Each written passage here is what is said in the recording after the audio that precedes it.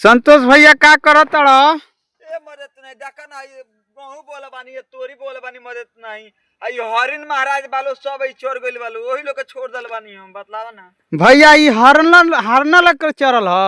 अरे मदद नहीं देखत नहीं गाय केंगा चल बाटे देख भाई खेत में से काम क के आवत नहीं है देख भाई आई केंगा है चल बाटे ये नहीं देखनी है तो सब चोर गइल बालो हरिन महाराज लोग हैं ते इनकर जुगाड़ के का होई भैया की भागी लो? का कही मदद बाबू देखबई तो जे की सब भगवान के देन बाटे मदद नहीं वो लोग भोजनिया चाहिए बाकी हमनियो कुछ बचाव के चाहिए देखा ना तोरी बोलबा तोरिया तो मने नहीं खेलो चर ले अबही बाकी यो पछुआ गइल बा आ पछुआ कई बोले बानी गोहूं इयो तो जे की देखबा ई चर तलबई के तरह चर ले बोल देखबा ई देखबा ई अच्छा भैया ई चरले बड़ा लो तो कितना दिन में ई हो जाई खेती अपन? एकरा हई बड़का के बराबर आवे में 10 दिन लग जाई अबही ई 10 दिन में इतना आई भैया? 10 दिन में आई एक दिन में चोर के पास कर दल बालू ते इतना ही नुकसान है इतना हमनी के कितना सहल जाई?